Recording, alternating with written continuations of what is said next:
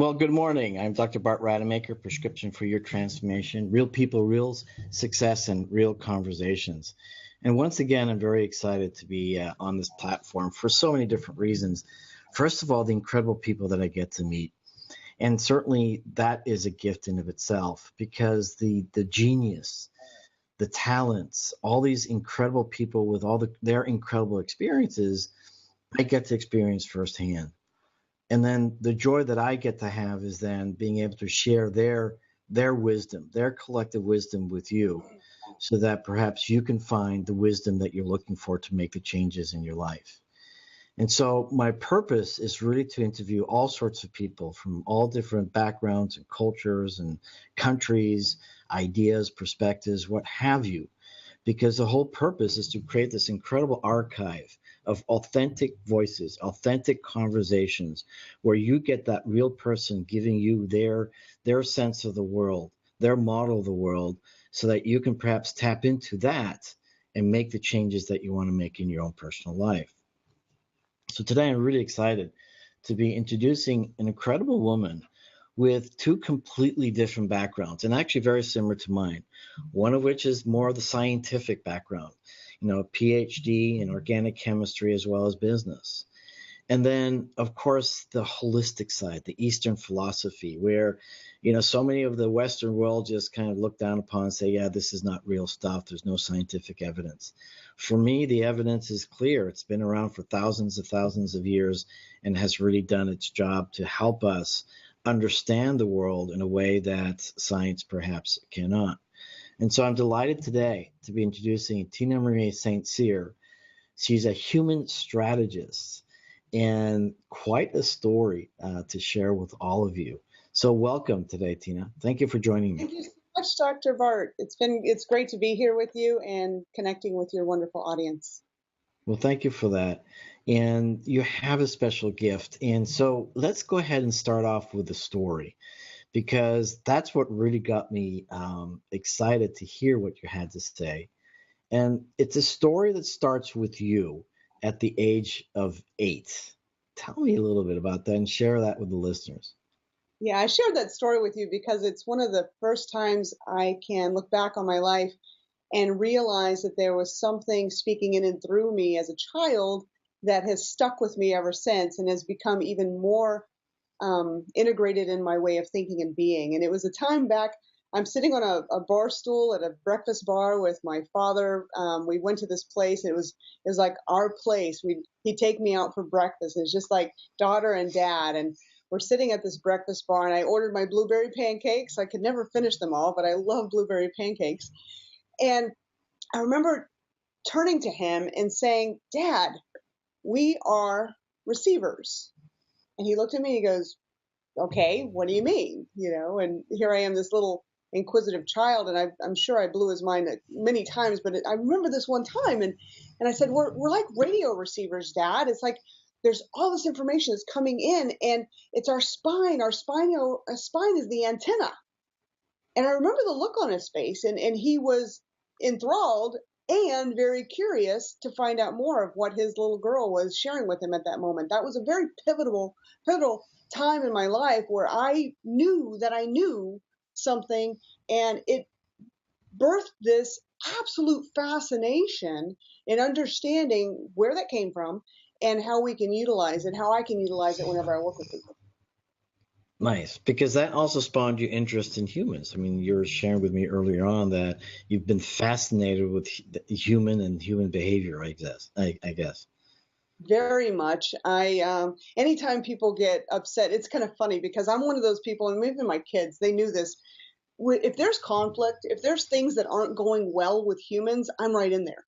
And it's not like I want to pick a fight. I just want to watch. I'm like, okay, what's going on here? Because this is fascinating. We're not getting along. Why? And so I'm that person that goes into conflict with curiosity and inquisitiveness and really understanding there's a higher order of our being called forth in those places where we're not getting along. And in fact, this last the election season, I was like fascinated every minute because just turn on the news and you could find conflict. And I don't see conflict from a place where we're not getting along. I find it as a place where we're being called to get along and understand each other more. Yes, it's a place of opportunity.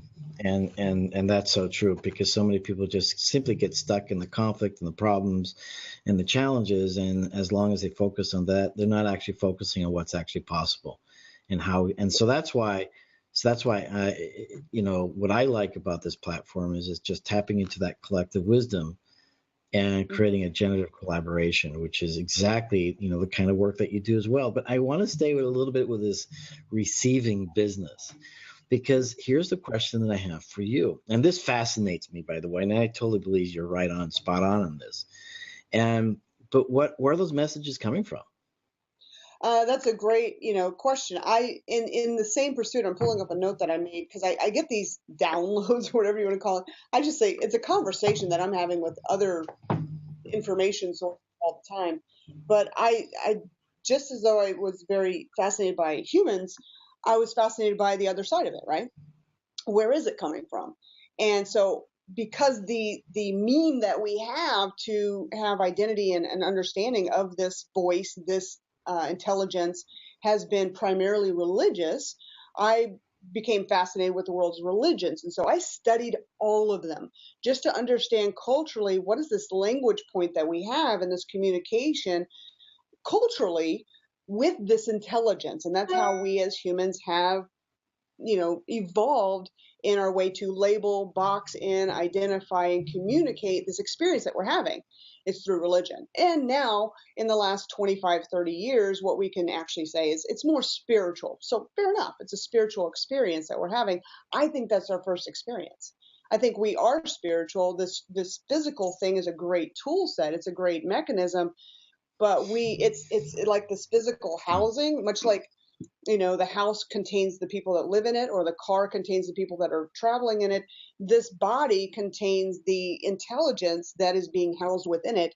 And our nervous system is either picking up this, interpreting it in a way that's authentic and free of filters, or we're receiving this information and completely clouding it with our experience, what I call triggers, our filters, our expectations, our belief system, and then muting that conversation. So I study religions just to get a better feel and grasp on this intelligence, because it's always been there. We're either good receivers or bad receivers.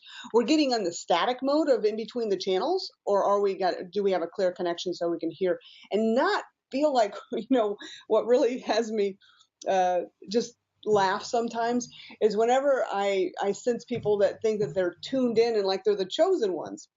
I'm like, no, we're all receivers. It's just whether or not we're receiving the information to utilize it and to put it into action because we're being given direction and support, or are we getting that download and creating an ego-based viewpoint of it and separating ourselves from the pack because we've been chosen to have this, and now you need to follow me because I'm some kind of anomaly. And so I just laugh at that kind of pattern because I don't think any of us are anomalies in any way. So nice.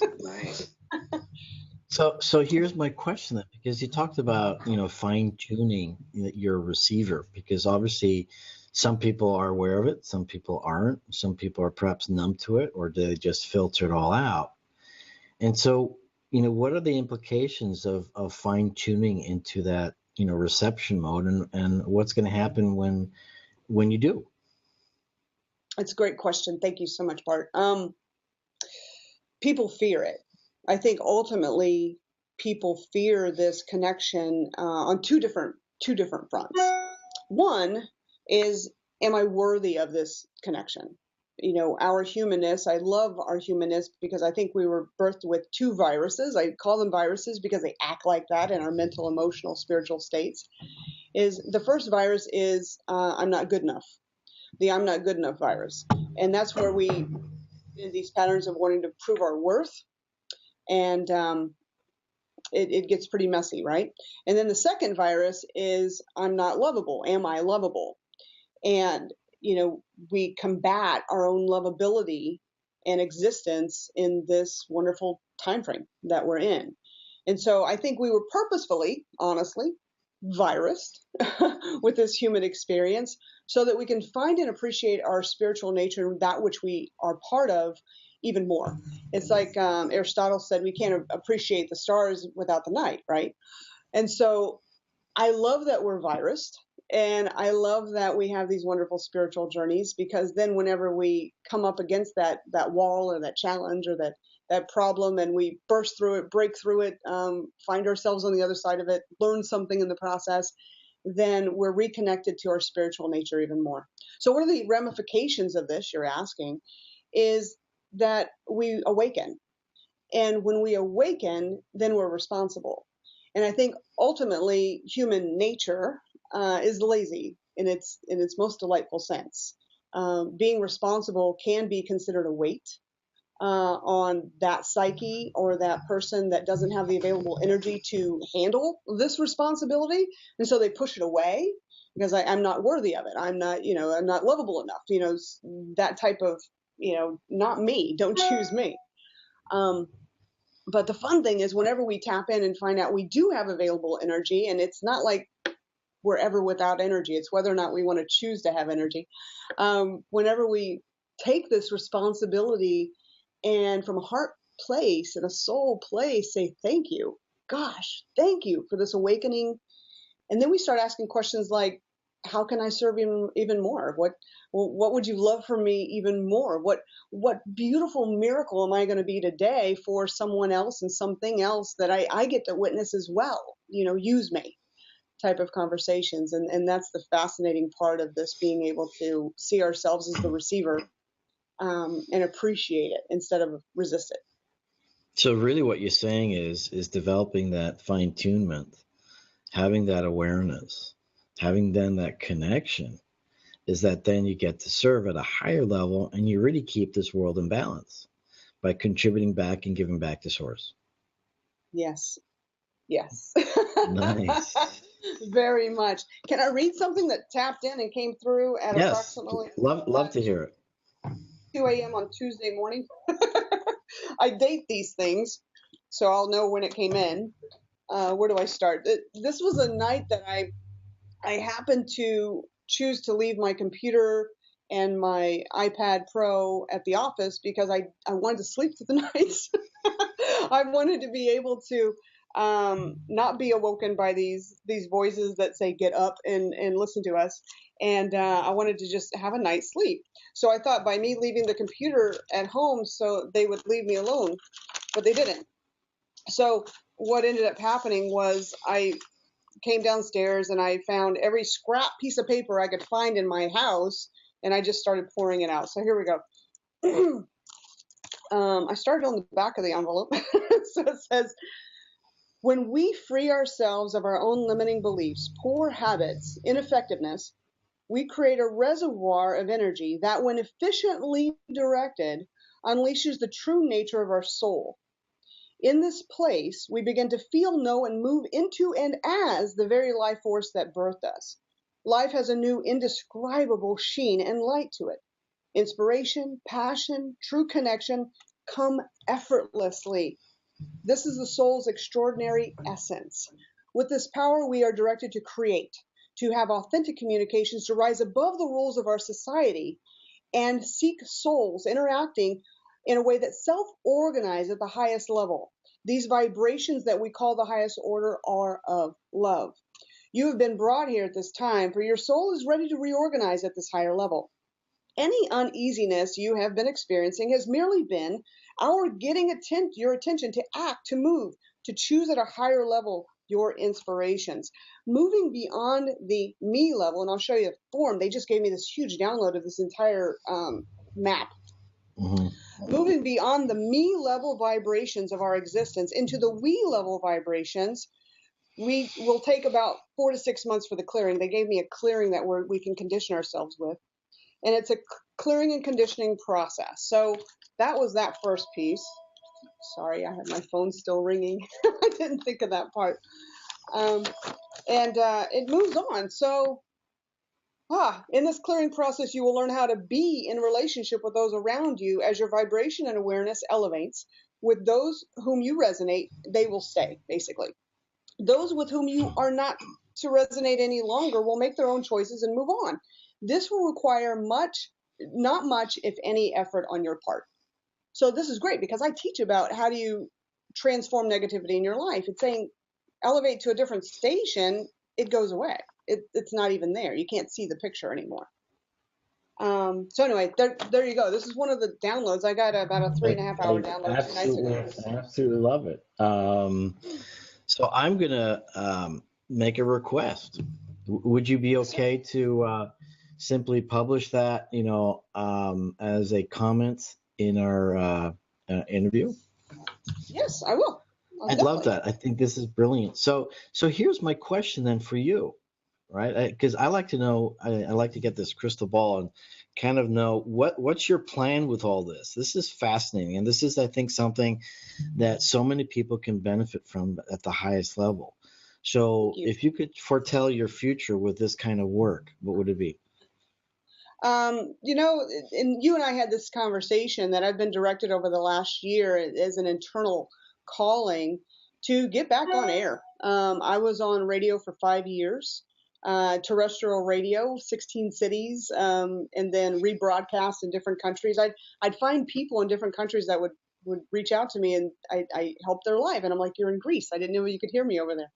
And then it went into TV, and my life took a turn where I chose to pull back and get out of the media because of family privacy things that I wanted to have healing with my family. And so in the last year, I've been requested, almost urged, almost pushed into get back out there, woman. And so you and I had this conversation like, oh, how do I do this? I want to do it right. I'm not one of those people that want to be ineffective at what I do. So you've connected me with some people. So I think the next stage, my crystal ball, as you say it, is to get out there and speak. I love the word never, but it's sort of like a block, right? I I look at these types of intelligences, which have been coming through in volume since I was little. I fascinated my mother. She looked at me one day and she said, "I think I figured you out." And I said, "Okay, I didn't know you were trying." And she said, "You fascinate me." She said, "I'm surprised I birthed you. I don't think I understand you. So, something must be working." Because she's a very spiritual woman. She's just wondering why God gave me to her. But um, these have been coming for decades and decades and decades. I am that old, and so I think I'm going to get out there and speak. That's what it feels like, and share it. Well, I'm going to invite you to. I'm not sure if I mentioned this to you, but I work with Star Worldwide Radio. I'll make sure I send you that link. And I have my radio show once a week, and that's a digital radio, so it's a global reach. And that's going to be a great platform for you. And I think the culture that they have there is going to be very much in tune with a lot of the work that you do. And I very much look forward for you doing that. I know you want to do your podcast series, and I Mm-hmm. think it's important. Not everyone's going to believe you, but there's going to be a lot of people that will. And there's a Yeah. lot of people that will be tuned into you and receive your downloads, and you'll be able to have a magnificent impact on their lives. And again, that's exactly what the purpose is of this platform, is to help people, find you, or you introduce yourself to other people as well. And so I actually look forward to having more conversations with you. In fact, I would like to commit to maybe even once a month that you and I Yeah. just have a conversation, that you can just share more of your downloads and on this platform. And I wanted to give your audience an understanding that we're not just receivers, because some people say, "I'm not receiving anything. What's going on?" It's a real quick understanding there, because I've you know, I have conversations with this intelligence, and it has different voices. So it's not like it's my voice coming back at me. It literally has a different voice. And um, there's four different buckets, so to speak, that we act in and through as humans. One is receivers, so people that are receivers can completely resonate with that understanding. The other are projectors. There are people that project into the vibration what it is that humanity is to create on its next level. I think Elon Musk is a projector.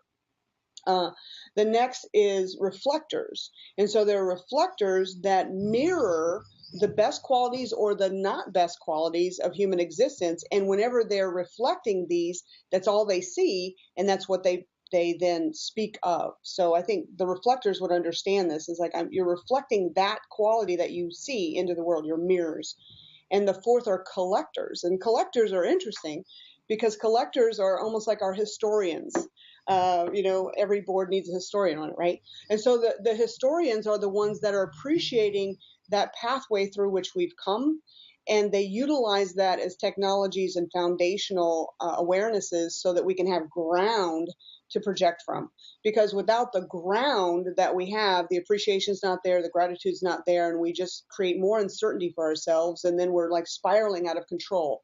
So those people that are collectors, and I know some ham radio operators that are probably collectors because they love that whole, like, give me all the data, and they collect that data. So anyway, I wanted to share that with you because those that aren't receivers are, I don't know what she's talking about, but you're either, this is not from me, I'm a receiver, so I'm just telling you what I hear. Receiver, projector, reflector, collector. And even some people around me, I hear their thoughts and I'll say what they want, and it annoys some people that these things happen. And I say, I'm so sorry. I picked up your ideas and said what you were about to say. And they're like, no, this is cool. I said, one of these days I won't have to even speak because I don't have an original thought in my head. It'll be your original interpretation of the original thought from somewhere else. How's that? So the originality is still going to be there all the time.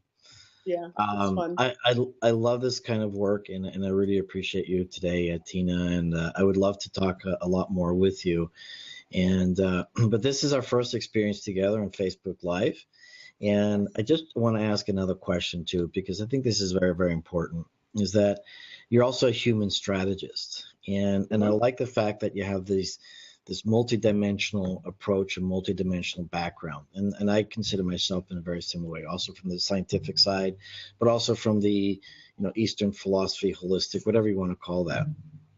Perhaps let's call it more from the spiritual side, and I think that's important because then you also help people in a variety of different ways in your coaching for human strategies. But something that was very important, what you shared with me earlier on, is how you bring in this soulfulness into corporate America, and how many corporations are truly responding to that. And so just share just a little bit with us as we wrap up, because I want people to appreciate that this is real stuff. It's getting real traction, and the more scientific or business world. And I think that's important. Mm-hmm. Yes. And so we did speak about this, that there's a 4-letter word that's out there in the world. And in corporate America and maybe corporations around the world, it hasn't been as readily utilized or spoken of, yet it's there. And that word is soul, SOUL. And so whenever I speak and train, I train in organizations, and 2 of my trainings are to help innovative leaders be even more effective and engaged with their workforce. And the second is, how do you direct and build a self-managed workforce? It's interesting that leaders are saying, I'm a great leader, however, my workforce isn't really stepping up. How do I get them to step up? So my approach is to understand that we're first individuals, and how do we meet the needs of the individual so that they gain their own energy and pull that energy into the workforce. And yes, we have tasks. We have work that we're here to achieve. And then I will drip in ever so lightly in the most appropriate time the word soul, and the understanding that we are here for a reason. And yes, you're in this boardroom, you're in this auditorium, you're at this cubicle for a reason. It's not to have a paycheck ultimately. Yes, we have this wonderful monetary language that I think God and Spirit created so that we would interact with each other. It's called the need for money. And so whenever we need money, we transact, because I think if we did not need money, ultimately we'd all go do our own thing and pretty much not have a very good rule set for interaction. But Spirit has a great humor about it, and it said, we're going to invent this thing called currency, and you're going to have to fight for it, damn it.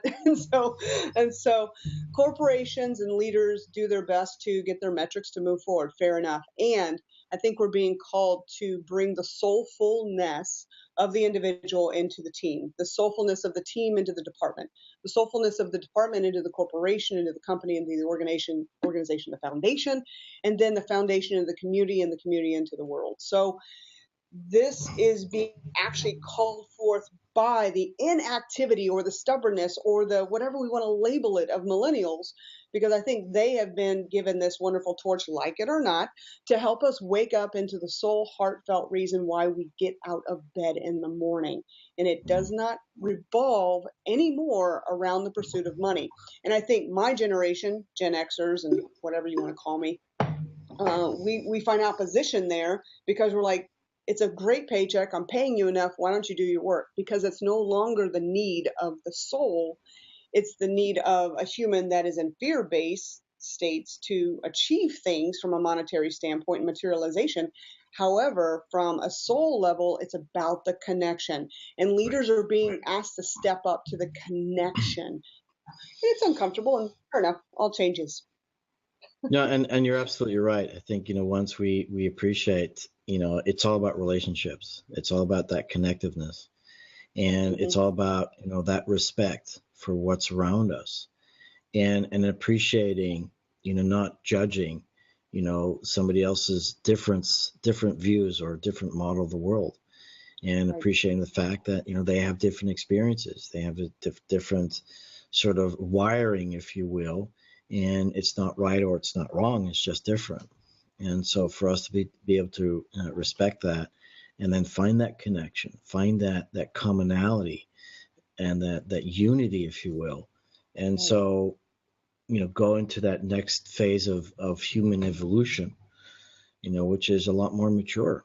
And, that's something that people like yourself will be spearheading because of all your downloads. And I totally respect that and appreciate that and honor you, for doing that kind of stuff. So as we do wrap up, how do people find you?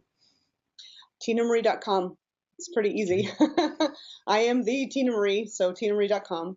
And I have plenty of resources out there that are free. You can download them onto your computer and read and learn and investigate. And then there's plenty of YouTube speeches and things that I've done, and I've spoken all over the world. And to come is a podcast, right, Bart? There you go. So what's the timeline to keep you accountable and responsible? You use that word, right? So when are those going to start? I would love to have I will have my podcast launching May. Nice. May. Let's give it a date. I love May. It's a month of birth, right? It's a month away, starting tomorrow, right? Exactly. It is a month away. Yes. And, so whatever I can do to help you and serve you in that as well, just let me know. I know that Sam Crowley is one of the main gurus on podcasting, so that's going to be a great resource for you.